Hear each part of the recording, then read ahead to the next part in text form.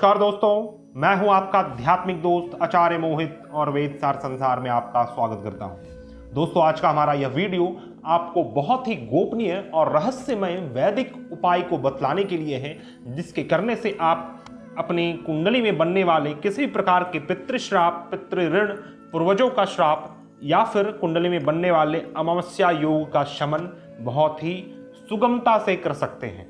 यह जो आपको उपाय बतलाया जा रहा है, यह एक वैदिक उपाय है तथा इस उपाय को सिर्फ सोमवती अमावस्या में ही किया जाता है। वैसा अमावस्या जो कि सोमवार के दिन पड़े और संयोगवश अभी 20 जुलाई 2020 को श्रावण मास अमावस्या तिथि तीसरा सोमवार पड़ रहा है और उस दिन अमावस्या तिथि है। इसलिए बहुत ही संयोग से यह योग प्रकट हुआ है जो कि श्रावण मास में पड़ा है। और आप सभी से अनुरोध है, आप में से जिसकी भी कुंडली में यह योग बना हुआ है, कृपया इस उपाय को कर आप लाभान्वित हों। और यह मेरा आंखों देखा उपाय है, इससे कई लोगों को मैंने लाभ पहुंचाया है और ईश्वर की कृपा से, ईश्वर की प्रेरणा से आज आपके समक्ष इस उपाय को रख रहा हूं। वीडियो स्टार्ट करने से पहले मैं आप सभी से अनुरोध करना चाहूंगा, जो भी हमारे चैनल में न्यू है, कृपया हमारे चैनल को सब्सक्राइब करें और हमारे वीडियो को ज़्यादा से ज़्यादा लाइक और शेयर करें। कृपया वीडियो को पूरा देखें, क्योंकि यह हमारा दावा होता है कि हमारे वीडियो में हर एक मिनट में, हर एक पॉइंट में आपको कुछ ना कुछ नया और गोपनीय बात सीखने को मिलेगा। दोस्तों, ज्योतिष शास्त्र के प्रवर्तकों ने पूर्व जन्म के श्राप के बारे में वर्णन किया है। पूर्व जन्म के श्राप हो, ऋण हो, इसके ऊपर हमारे पूर्व के आचार्यों ने कई बार अपने ग्रंथों में वर्णन किया है। बृहद पराशर होरा शास्त्र में पूर्व जन्म शापोध्याय में आप पराशर जी के द्वारा दिया हुआ यह विश्लेषण भी आप देख सकते हैं, जिसमें उन्होंने पितृश्राप, मातृश्राप, भातृश्राप, ब्रह्म का श्राप, पूर्व जन्म के पत्नी का श्राप आदि कई प्रकार के श्राप के ऊपर चर्चा किया है। यदि आपको पता नहीं है और आप जानना चाहते हैं कि आपकी कुंडली में किस किस प्रकार के श्राप हैं और उस श्राप से आपके जीवन में क्या क्या समस्याएं उत्पन्न हो रही हैं, तो आप हमारे प्लेलिस्ट को चेकआउट करें। उसमें हमने पूर्व जन्म के श्राप के ऊपर कई सारे वीडियोस बनाए हैं। इसे आप देखकर अपने कुंडली में विश्लेषण कर सकते हैं कि आपकी कुंडली में कौन सा श्राप विद्यमान है। यदि आपकी कुंडली में पूर्वजों का श्राप है, यदि आपकी कुंडली में पितृश्राप है, तो आपके लिए यह उपाय है। मैं आपको बतला दूं कि पितृश्राप और पूर्वजों का श्राप, यह दोनों ही श्राप अलग अलग श्राप हैं और ग्रंथों में इसे अलग अलग बतलाया गया है और इसका फल भी अलग अलग है। मैंने इसके ऊपर वीडियो बनाया है। पितृश्राप का निर्माण सूर्य ग्रह से होता है, किस प्रकार होता है, उसका क्या फॉर्मूला है, उसके क्या फल हैं, क्या फलादेश हैं आपके जीवन में, वो सभी चीजें मैंने अपने वीडियोस में बतलाया है। कृपया वीडियोस को देखें। उसी प्रकार पूर्वजों का भी श्राप होता है। तो यदि आपकी कुंडली में पितृश्राप है, पितृ ऋण है, या फिर पूर्वजों का श्राप या ऋण है, या फिर आपकी कुंडली में अमावस्या योग बना हुआ है, तो आपको यह उपाय करना चाहिए। बहुत ही सरल उपाय है, बस आपको कुछ घंटे डिवोट करने हैं और उसके लिए प्री प्लान्ड रहना है। यह उपाय सोमवती अमावस्या के दिन ही करना चाहिए। अभी श्रावण मास 20 जुलाई 2020 को सोमवती अमावस्या पड़ रहा है। जिनके भी कुंडली में इस प्रकार के श्राप बन रहे हैं, उनको इस दिन यह उपाय अवश्य करना चाहिए। अब सर्वप्रथम मैं आपको बतलाता हूं इस उपाय में किन किन वस्तुओं की जरूरत होगी। आपको 108 पीस मिठाई चाहिए, या फिर बताशा, या फिर आप मुकुंद दाना भी ले सकते हैं। जिसके पास जो सामर्थ्य है, आप उस आधार पे काम कर सकते हैं। आप मिश्री का ढीला ले सकते हैं, या फिर मुकुंद दाना ले सकते हैं, या फिर मिठाई ले सकते हैं, या फिर आप बताशा ले सकते हैं। 108 पीस मिठाई आपको लेनी है।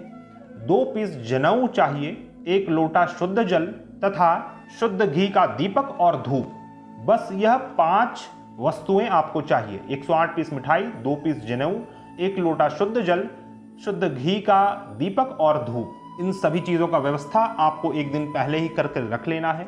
सोमवती अमावस्या वाले दिन आपको सुबह सुबह ही किसी भी पीपल वृक्ष में आपको जाना है। बहुत ही शुभ होगा यदि वह काला पीपल वृक्ष रहे। 2 प्रकार के पीपल वृक्ष होते हैं, एक सफेद पीपल होता है, एक काला पीपल होता है। काला पीपल सर्वश्रेष्ठ माना गया है और पीपल का ही चयन क्यों करना है इसके ऊपर भी हम आगे चर्चा करेंगे।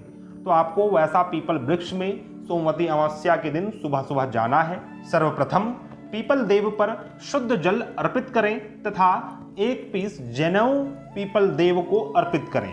उस जनेऊ को आप पीपल वृक्ष पर लटका दें, पीपल वृक्ष पर बांध दें और जो दूसरा जनेऊ है उसे स्मरण करके भगवान विष्णु को ध्याकर उसी पीपल वृक्ष में ही अर्पित करें। फिर आपको धूप दीप दिखाना चाहिए। मैं आपको फिर से प्रोसेस बतलाऊंगा। शुद्ध जल अर्पित करना है पीपल देव को, फिर पीपल देव को एक जनेऊ अर्पित करना है, फिर भगवान विष्णु को स्मरण करके पीपल वृक्ष में ही जनेऊ को अर्पित करना है, पीपल वृक्ष के ब्रांच में, तथा उसके बाद आपको धूप दीप दिखलाना है और हाथ जोड़कर भगवान विष्णु से, पितृदेवता से यह निवेदन करना है। निवेदन आपको इस प्रकार करना है, हे मेरे पितृदेवता, मेरे कुंडली में बनने वाले सभी प्रकार के पितृश्राप, पितृ ऋण, पूर्वजों का ऋण तथा अमावस्या योग, इनमें से जो भी योग है आपको उसका नाम लेना है और हे मेरे पितृदेवता, इस योग का आप शमन करें तथा मेरे पाप और अपराध को क्षमा करते हुए मुझे कष्टों से मुक्ति प्रदान करें। ऐसा आपको विनती करना है, सच्चे हृदय से विनती करना है, विदाउट एनी डिस्टर्बेंस। ऐसा विनती करके आपको हाथ जोड़कर धारा प्रवाह ओम नमो भगवते वासुदेवाय इस मंत्र का जप करना है और पीपल वृक्ष के 108 परिक्रमा करनी है।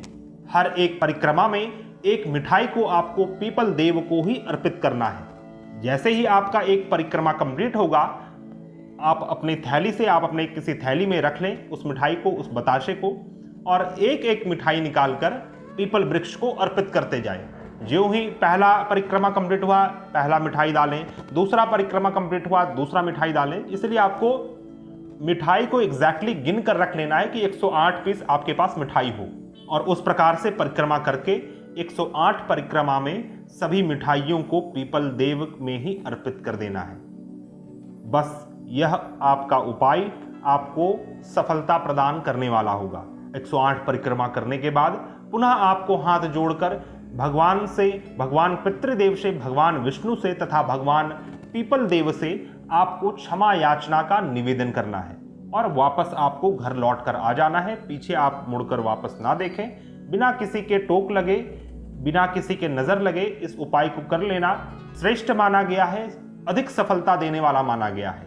जब आप घर लौट आएं और उसी दिन कुछ उपाय आप और कर लें, बहुत ही श्रेष्ठ रहेगा। किसी भी गाय को आप हरा चारा का दान करें, श्रेष्ठ रहेगा यदि आप काली गाय को हरा चारा खिलाएं, तथा किसी भी ब्राह्मण और गरीब दरिद्र को कुछ यथाशक्ति आप दान में दें। यह करने से यह उपाय कंप्लीट रूप से पूरा होगा और मेरा यह पूर्ण विश्वास है, मेरा यह पूर्ण एक्सपीरियंस है, यह वैदिक उपाय करने से आपको पितृश्राप, पूर्वजों का श्राप तथा अमावस्या योग से मुक्ति मिलेगी। उसके जो दुष्परिणाम आपको भोगने पड़ रहे हैं उससे आपको मुक्ति मिलेगी। दोस्तों, किसी भी प्रकार के उपाय को करने से पहले आपके मन में उसके प्रति ग्लानि होनी अति आवश्यक है। आपको पता होना चाहिए कि आपकी कुंडली में इस प्रकार का श्राप का निर्माण हो रहा है। उस श्राप का निर्माण क्यों हुआ है, किस किस प्रकार के कर्म आपके द्वारा किए गए हैं पूर्व जन्मों में, जो आपके कुंडली में इस प्रकार के योग का निर्माण हो रहा है। यह सभी चीजें जानने के बाद इस उपाय को करने से आपको 100% सॉल्यूशन मिलेगा। यह मेरा आपको दावा है। यदि आप नहीं जानते हैं आपकी कुंडली में किस किस प्रकार के योग बने हैं और आपकी कुंडली में किसी प्रकार के श्राप हैं भी या नहीं, तो आप हमारे से कांटेक्ट कर सकते हैं और अपने कुंडली का विश्लेषण प्राप्त कर सकते हैं। वीडियो समाप्त करते करते यदि आप किसी भी प्रकार की समस्या से जूझ रहे हैं और उसका समाधान ज्योतिष शास्त्र के माध्यम से चाहते हैं और आपका विश्वास हमारे ऊपर है, तो आप हमारे से कांटेक्ट कर सकते हैं। हमारा कांटेक्ट डिटेल्स आपको मेरे डिस्क्रिप्शन बॉक्स में मिल जाएगा तथा आप अपने स्क्रीन में भी देख सकते हैं। हम मिलते हैं नए वीडियो में, तब तक के लिए धन्यवाद। जय हिंद।